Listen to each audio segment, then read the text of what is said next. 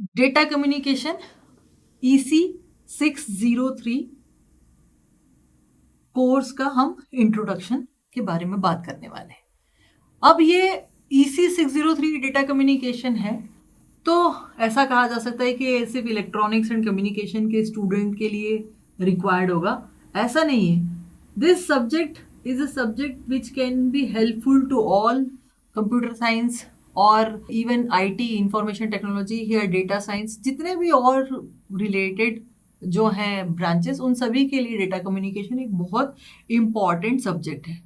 अब अगर हम डेटा कम्युनिकेशन के बारे में बात करते हैं, तो कम्युनिकेशन एक बहुत ही नॉर्मल सी टर्म है। अगर हम फेस टू फेस कम्युनिकेशन करते हैं, कोई एक पर्सन दूसरे पर्सन से बात कर रहा है थ्रू अ मीडियम यहाँ पे क्या होगा, एयर होगा, तो वो बहुत ही एक सिंपल कम्युनिकेशन का तरीका है जो कि हम डेली लाइफ में यूज करते हैं।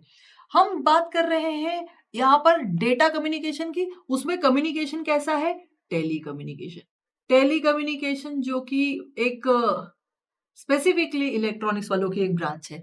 तो टेली कम्युनिकेशन, टेली वर्ड जो कि ग्रीक टर्म से लिया गया है, जो कि नेचुरल है कि एक डिस्टेंस फार फार अवे, जब हम फार डिस्टेंस पे कम्युनिकेशन करना चाहते हैं, वो टेली कम्युनिकेशन कहलाता है।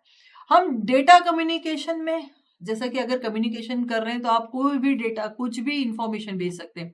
मैं एक सबसे सिंपल एग्जांपल लूं। अगर हम एक टेलीफोन, जो हमारे घरों में पहले लैंडलाइन हुआ करते थे, उसके बारे में बात करें, तो हमने फोन लगाया, इस फोन से एक दूसरे फोन को कॉल किया गया, वहां से जो हमारी बातचीत हुई, वो एक एग्जांपल है टेली कम्युनिकेशन का।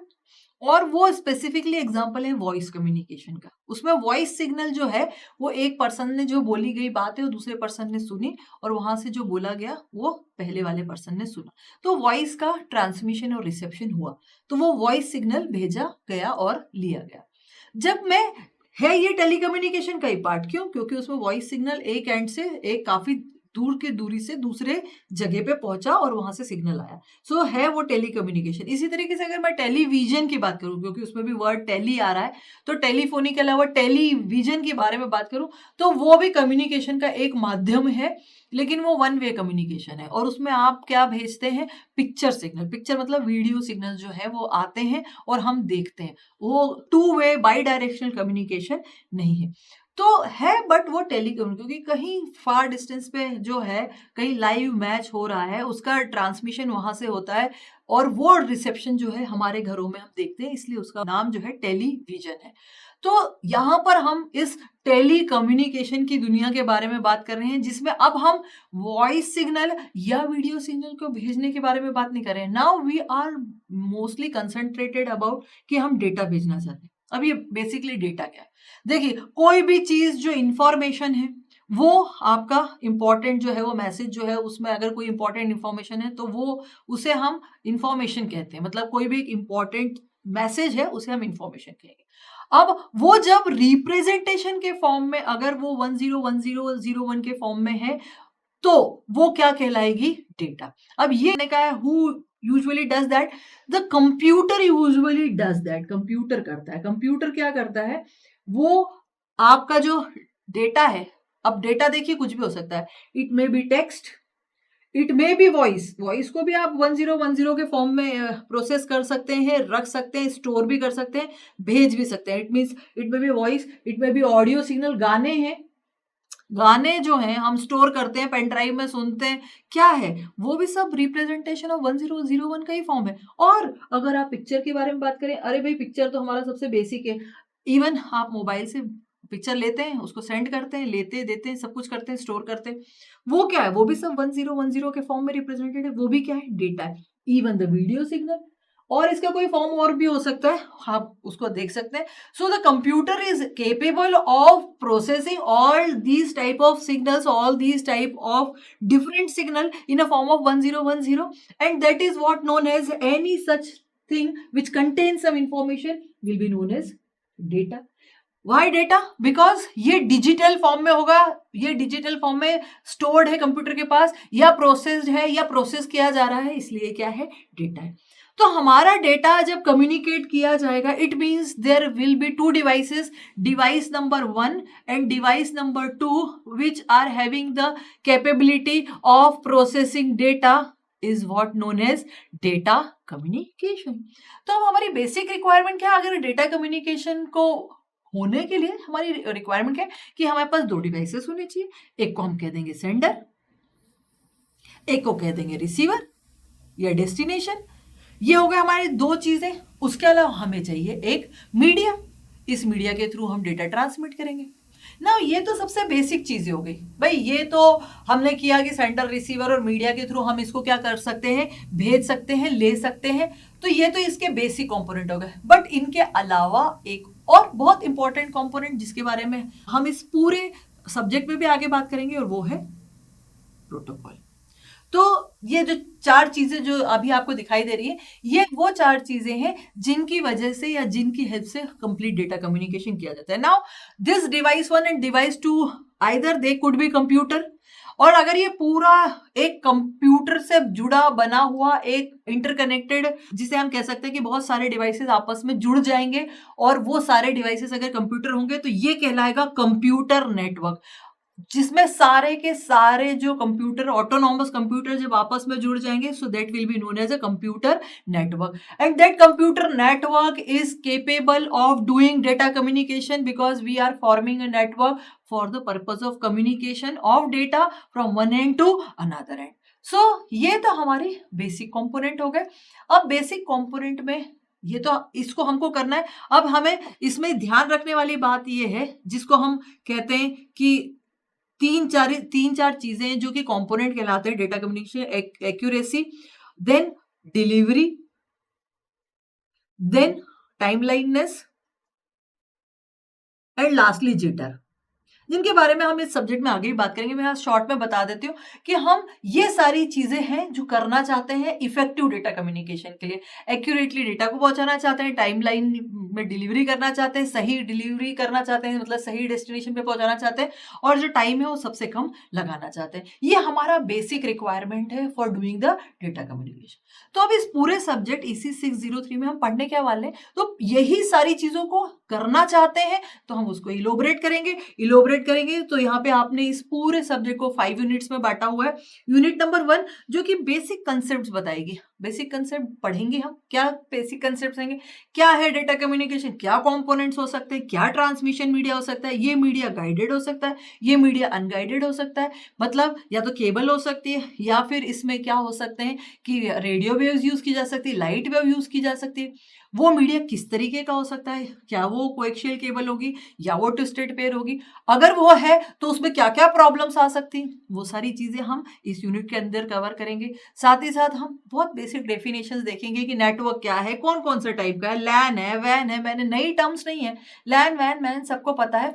तो हम इनको बेसिक डेफिनेशन और उनको थोड़ा सा समझेंगे ब्रीफली, और फिर आगे बढ़ेंगे यूनिट नंबर 2 की ओर, जिसमें हम एक पूरा लेयर्ड आर्किटेक्चर पढ़ना चाहेंगे. वो लेयर्ड आर्किटेक्चर क्या है? बेसिकली एक ओपन सिस्टम इंटरकनेक्शन है.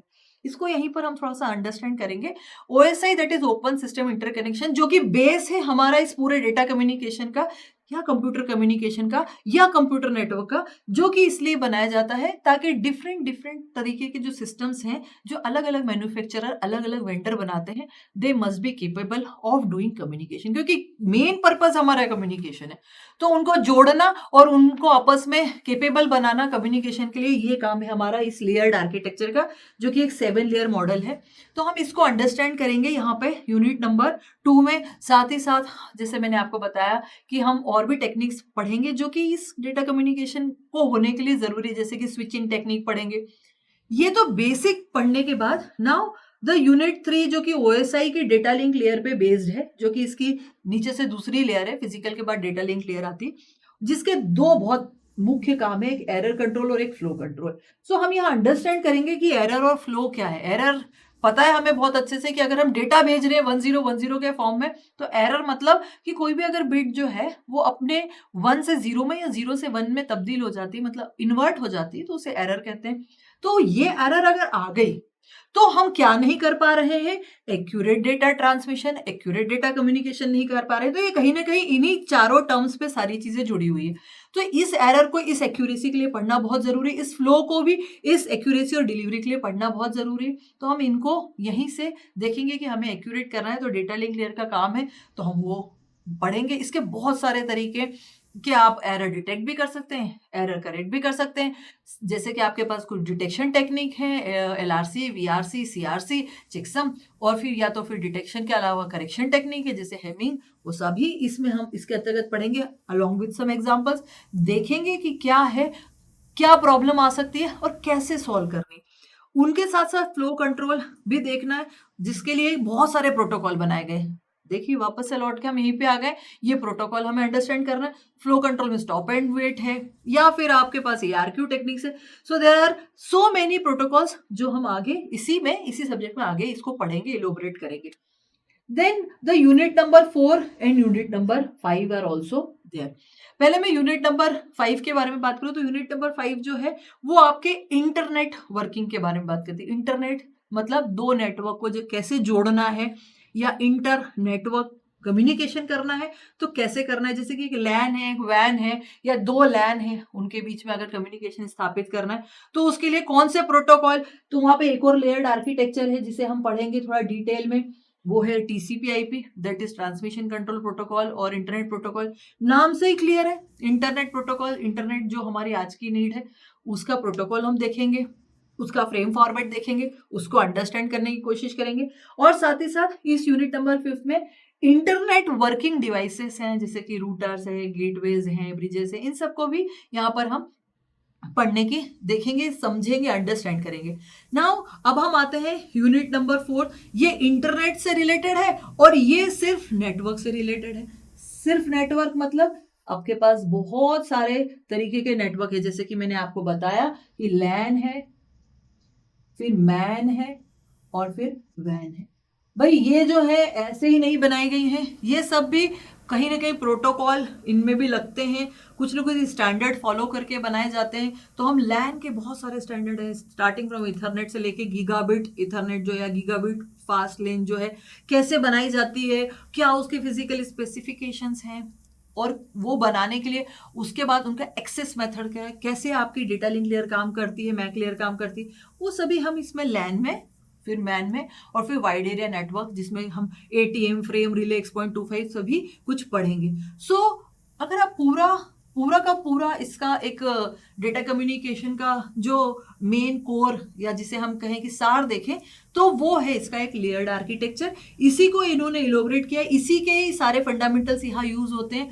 और तो OSI और TCP/IP इसका बेस है, जिसको हम इसकी ही अलग अलग लेयर्स के जो फंक्शंस है ये अलग अलग हम यहाँ पे पढ़ रहे हैं। क्यों पढ़ रहे हैं? ताकि हम उनको कंबाइन करके क्या पॉसिबल कर पाए कि डेटा कम्युनिकेशन को अंडरस्टैंड कर पाए, और पॉसिबल कर पाए कि डेटा कम्युनिकेशन दो डिवाइसेस के बीच में हो, on the basis of what, on the basis of accuracy, delivery, timelineness और जिटर।